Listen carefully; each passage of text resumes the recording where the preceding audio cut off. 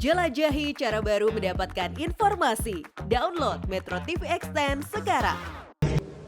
Pemirsa, setelah isu food estate, PDI Perjuangan dan Gerindra kembali berprahara. Sekjen PDI Perjuangan Hasto Kristianto menuding ada politik divide et impera di balik deklarasi dukungan Budiman Sujatmiko untuk Prabowo Subianto di Semarang, Jawa Tengah, Jumat lalu. Ada apa dengan PDI Perjuangan yang belakangan gencar menyerang kubu Prabowo? Kami akan mengulasnya bersama dengan politikus senior PDI Perjuangan Panda Nababan, Wakil Ketua Umum Partai Gerindra Habibur Rahman, dan Direktur Eksekutif Indikator Politik Indonesia Burhanuddin Muhtadi. Selamat malam Bang Panda, Bang Habib, dan juga Mas Burhan. Yo, selamat malam. Baik, oke. Kubu Prabowo dituding menggunakan taktik divide et impera, politik memecah belah pasca deklarasi dukungan Budiman ke Prabowo. Kita simak dulu Bapak-Bapak pernyataan dari Sekjen PDI Perjuangan selengkapnya. Tetapi apa yang terjadi itu justru malah membangunkan spirit seluruh kader-kader PDI Perjuangan, apalagi pengumumannya dilakukan di Jawa Tengah. Ini membangkitkan militansi seluruh kader partai, dan dengan melakukan politik divide et impera itu sebenarnya menunjukkan ketidakpercayaan diri dari pihak sana, meskipun telah sebelumnya mencoba mengeroyok Pak Ganjar Pranowo. Bang Habib, jadi apa respons Gerindra atas tudingan tersebut? Ya, pertama kami memposisikan Pak Hasto dan PDIP sebagai sahabat. Jadi kalau sahabat itu pasal pertama nggak pernah salah. Yang kedua, kalau sahabat dianggap salah, kemungkinan karena salah paham. Ya, pertama kami ingin menjelaskan, ya, menanggapi soal dikeroyok.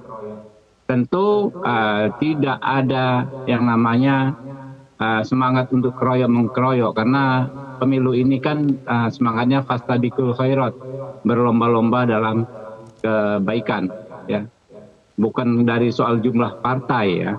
Kalau waktu PDI awal, ya, didukung oleh Pak Ganjar, ya, didukung PDI Perjuangan, Perindo, Hanura, lalu ada P3.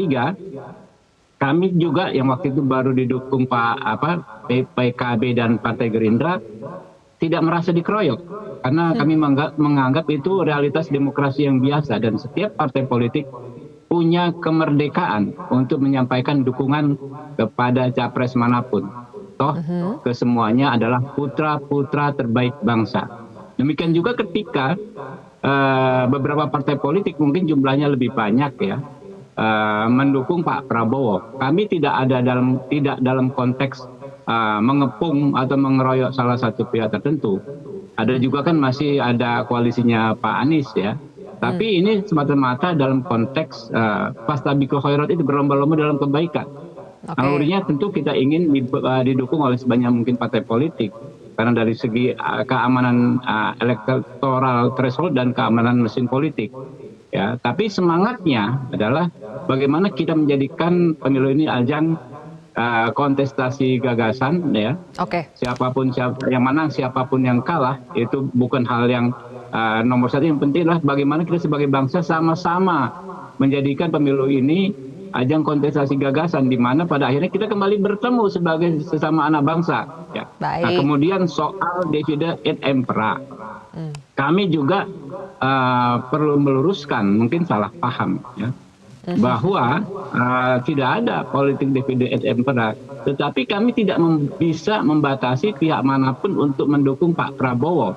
Sama halnya kami nggak bisa membatasi anggota Partai Gerindra, kader Partai Gerindra, apabila tidak satu visi, misalnya tidak ingin mendukung Pak Prabowo sebagai capres. Contoh paling gampang kita lihat Pak Sandiaga Uno. Silakan beliau, ya, pada akhirnya mengundurkan diri karena memang beliau tidak mendukung Pak Prabowo sebagai capres. Itu yang itu dalam demokrasi, ya. Jadi jauh sekali kami, ya, melakukan praktek-praktek politik itu. Yang ada adalah Pak Prabowo selalu mengedepankan akhlak dan etika politik.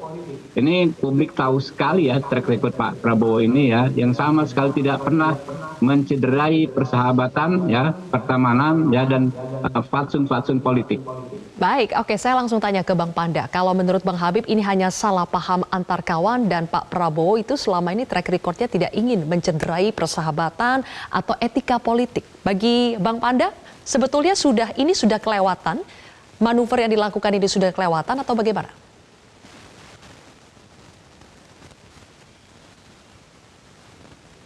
Bang Panda, audionya belum muncul. Kita mesti bergembira. Ya, oke.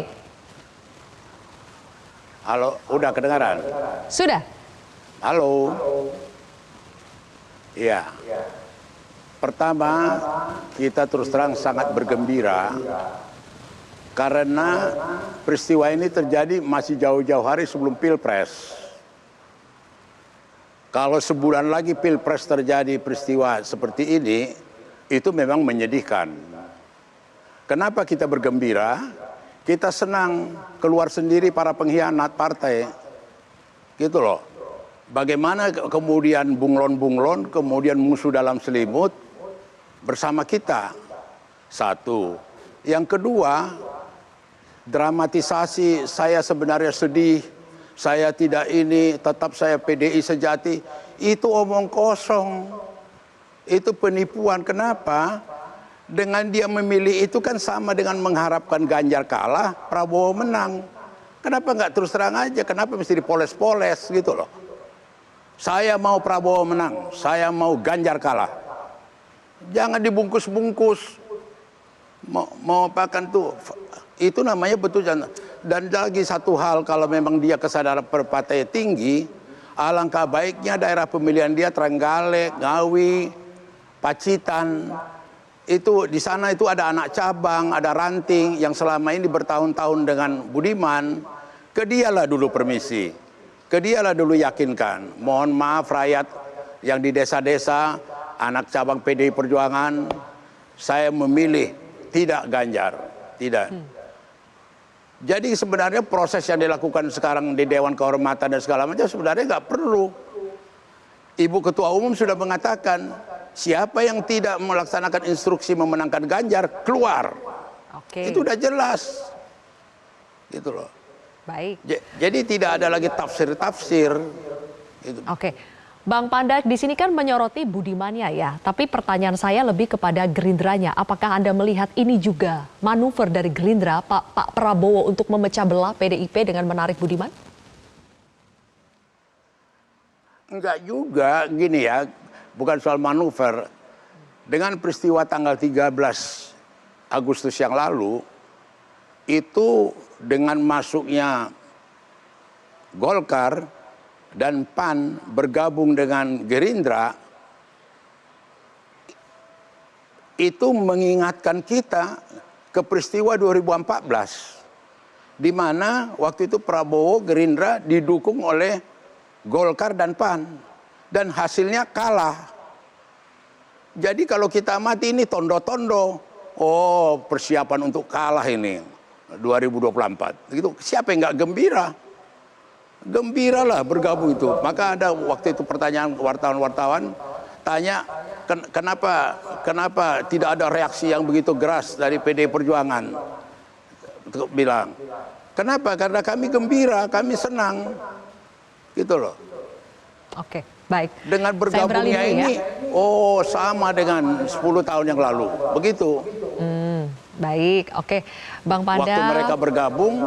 Bang Habib, kita harus break dulu ya. Nanti saya ingin tanyakan kepada Mas Burhan, benarkah sebetulnya kubu Prabowo sedang menggunakan taktik pecah belah dan efek dari langkah politik Budiman terhadap PDI Perjuangan maupun terhadap Gerindra ini apa? Kita akan ulas pemirsa usai jeda. Dipersembahkan oleh, didukung oleh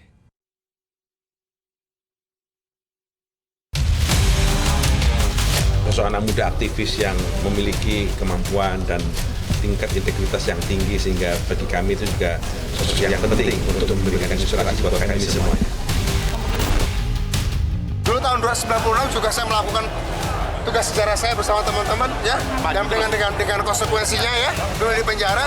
Jadi saya pikir kalau konsekuensi misalnya disaksi, tentu saja saya akan hormati. Dan dengan melakukan politik divide et impera, itu sebenarnya menunjukkan ketidakpercayaan diri dari pihak sana, meskipun telah sebelumnya mencoba mengeroyok Pak Ganjar Pranowo. Saya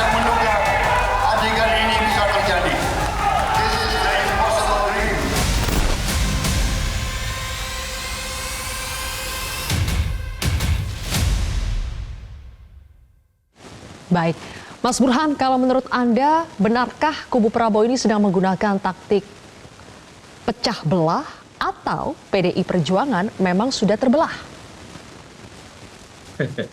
Jadi ini Zilvia itu soal perspektif ya. Jadi kalau menurut perspektif Mas Hasto secara khusus atau PD Perjuangan secara umum, bisa saja masuknya Budiman ke kubu Pak Prabowo sebagai politik belah bambu. Tetapi bagi kubu Pak Prabowo mungkin dibaca sebaliknya, bahwa ini keberhasilan Pak Prabowo dalam meyakinkan lawan-lawan politiknya untuk mendukungnya. Jadi kalau ada istilah di bahasa Inggris itu, menarik itu, each person does see the world in different way. Jadi nggak ada kebenaran tunggal, and we are all limited by our perspective. Jadi karena perspektif kedua kubu ini berbeda, maka keduanya mencoba melakukan framing yang berbeda terkait dengan bagaimana memaknai peristiwa pertarungan rivalitas antara dua kubu ini. Dan kebetulan kedua calon yang didukung baik oleh Bang Panda maupun Mas Habib itu sama tipis itu elektabilitasnya, selisihnya. Jadi karena selisih tipis, Ada charger setiap manuver menjadi krusial. Nah ini yang kita baca dari pertarungan antara kedua kubu ini. Ada di meja biasanya. Oke, sepertinya ada audio dari narasumber lain yang terbuka. Mohon di silent dulu, saya kembali lagi ke Mas Burhan ya. Mas Burhan, menurut Anda langkah politik dari Budiman ini akan berefek negatifkah ke PDI Perjuangan atau justru akan menguntungkan seperti kata Bang Panda tadi? Nah, ini kan bagi kubu Pak Prabowo bisa di-frame seperti ini nih. Kalau kader yang krusial, yang penting seperti Budiman saja gagal untuk diyakinkan mendukung Mas Ganjar, jangankan kader atau konstituen partai lain, kan bisa dibaca seperti itu. Atau dibaca sesuai dengan kepentingan PD Perjuangan, bahwa ini seperti yang tadi Bung Panda sampaikan, momentum tepat untuk membersihkan para pengkhianat, para pembangkang seperti Budiman, mumpung pemilu masih jauh. Jadi lagi-lagi tergantung bagaimana cara kita memaknai berdasarkan posisi masing-masing. Nah, buat saya pribadi, kalau dilihat dari angka survei, pada dasarnya basis atau konstituen PD Perjuangan atau Gerindra itu sudah sangat solid. Jadi temuan survei kita terakhir, kedua konstituen masa kedua partai ini sudah maksimal untuk mendukung capres masing-masing. Justru yang menjadi pertarungan adalah konstituen partai lain. Contoh misalnya PKB. PKB itu sudah koalisi dengan Gerindra sejak setahun yang lalu. Tapi justru konstituen masanya paling banyak mendukung Mas Ganjar dan hanya 30% yang mendukung Pak Prabowo. Nah, demikian juga dengan P3. P3 sudah declare mendukung Ganjar. Tetapi yang terjadi sebagian besar pendukungnya lari ke Anies. Jadi konstituen partai lain yang kebetulan tidak punya kader sebagai capres atau cawapres, yang dalam istilah politik disebut sebagai split ticket voting ini, yang menurut saya lebih krusial untuk diperebutkan. Terutama dalam rangka memenangkan calon di mana 3 capres teratas selisihnya tidak terlalu jauh satu sama lain. Oke, kalau basis massa atau konstituen PDI Perjuangan maupun Gerindra itu sudah solid, artinya perpindahan Budiman ini dalam dukungannya ke Prabowo Subianto itu tidak akan berpengaruh banyak terhadap suara Ganjar atau bahkan tidak berpengaruh sama sekali ya, Gini, Mas Burhan? Kalau pengaruh, gini Zilvia ya, Budiman itu sendiri kan nyalek tidak lolos ya. Tetapi jangan lupa, ini bukan soal Budiman pribadi, tetapi Budiman sebagai mantan tokoh terkemuka yang melawan Orde Baru. Dan jangan lupa Pak Prabowo selama ini dianggap sebagai bagian dari warisan Orde Baru. Dan ketika Budiman yang sebelumnya menjadi lawan atau rival utama melawan Pak Prabowo tiba-tiba pindah haluan menjadi pendukung utama Pak Prabowo, itu secara simbolik memberi semacam pesan tersendiri. Jadi bukan soal efek elektoralnya, tetapi efek simboliknya. Ya, dengan bergabungnya Budiman ke Pak Prabowo itu secara simbolik seperti deterjen politik gitu ya. Jadi semua isu yang selama ini diarahkan ke Pak Prabowo, Budiman menampilkan sebagai deterjen politik untuk membersihkan itu. Jadi secara simbolik itu saya kira yang lebih krusial ketimbang efek elektoral Budiman secara orang per orang. Oke, baik. Kembali lagi ke Bang Habib. Bang Habib, kita lihat bagaimana dari beberapa peristiwa yang terjadi, PDI Perjuangan sudah mulai melancarkan narasi-narasi yang terkesan menyudutkan Gerindra atau Prabowo Subianto.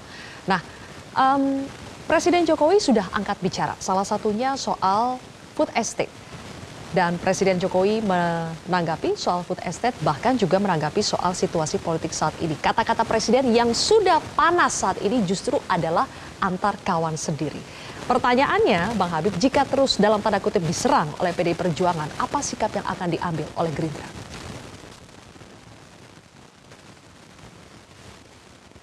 Suara Bang Habib belum dibuka? Halo? Ya, sudah Bang. Saya?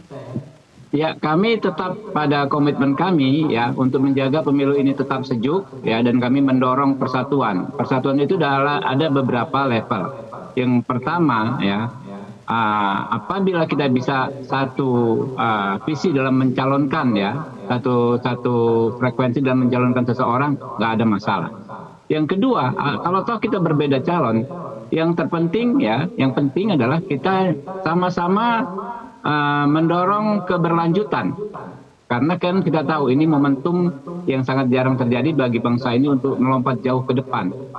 Kalau keberlanjutan kita tidak jaga, kita khawatir yang terjadi adalah kita kembali ke titik yang jauh di bawah daripada sebelumnya. Dan dengan sahabat kami di PDIP, setidaknya itu yang bisa kami dorong terus ya, kami jaga terus ya. Kami nggak ada masalah kalau ada kawan-kawan yang salah paham, kami akan coba luruskan ya. Kami akan coba terus rangkul ya. Karena prinsip prinsip politik Pak Prabowo adalah merangkul ya. Terlepas perbedaan calon, ini semua sesama anak bangsa ya, yang masing-masing punya kami pikir ya, kami pastikan punya semangat yang sama, yaitu untuk merah putih. Kurang lebih begitu. Oke, kalau dari Bang Habib akan terus mencoba merangkul, katanya dari PDIP sendiri bagaimana Bang Banda? Apakah akan menyambut rangkulan dari Gerindra ini atas segala yang sudah terjadi?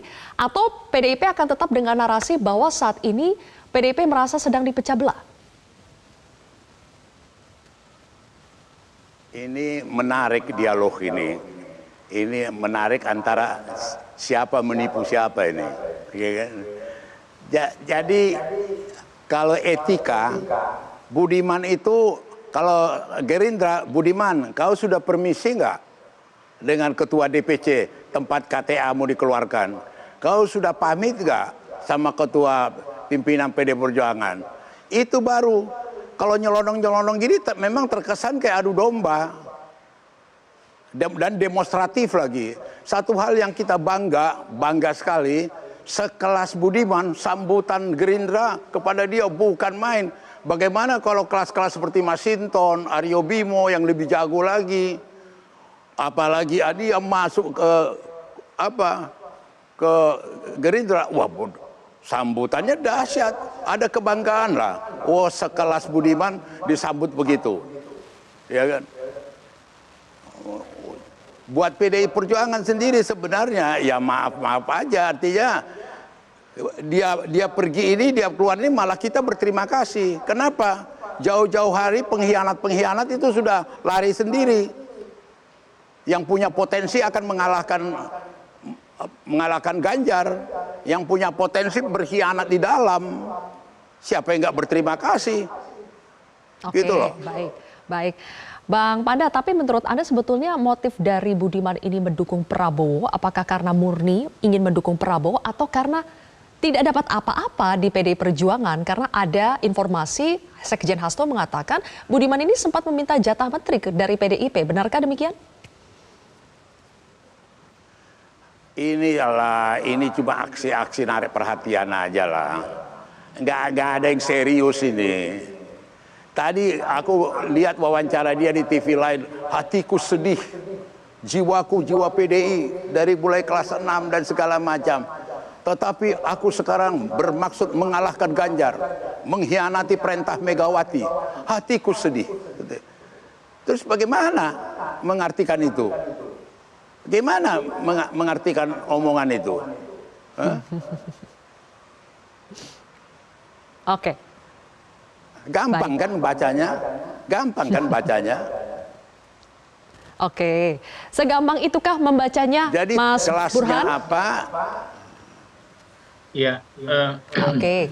memang Sebentar, gini Mas ya. Burhan, saya lanjutkan bisa- dulu ya. saya Tadi belum terjawab sebetulnya motifnya. Tapi apakah Mas Burhan juga membacanya bahwa Budiman ini merasa sudah berdarah-darah di PDI Perjuangan tapi tidak berbuah apa-apa? Ya, perasaan itu mungkin Amit-amit bisa tidak di... berdarah. Ya Allah. Ya, Nggak begini. ada itu istilah di PDI Perjuangan berdarah-darah. Oke. Oke, jadi perasaan itu mungkin saja dialami Jadi oleh tidak Budiman, ada satu meskipun warga lagi-lagi PDI secara Perjuangan objektif. yang bisa mengklaim berdarah-darah. Oke, baik Bang Panda. Kita minta tanggapan dari Mas Burhan dulu ya. Silakan Mas Burhan. Oke. Ya, oke. Jadi bisa saja Budiman mungkin merasa seperti itu, tetapi saya bisa memaklumi kenapa PDI Perjuangan gerah ya dengan Budiman yang menurut saya seharusnya terikat oleh kode etik organisasi.